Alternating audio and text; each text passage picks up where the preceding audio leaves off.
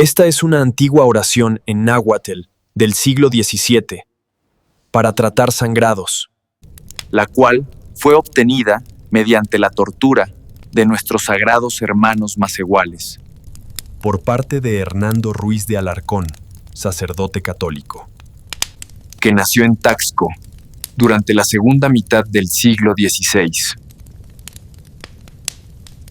Tlaxiualhuia istaxihuatl nonan, tlentic mati, calle ascantic popolos.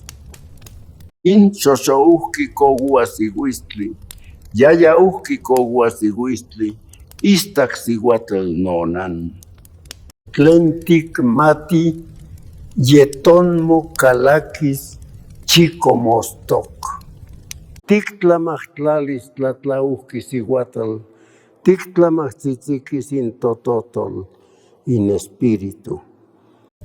Inyetla teuyotia, inyetla palocayotia, niman ascan, amo quin mostla, amo quin huiptla.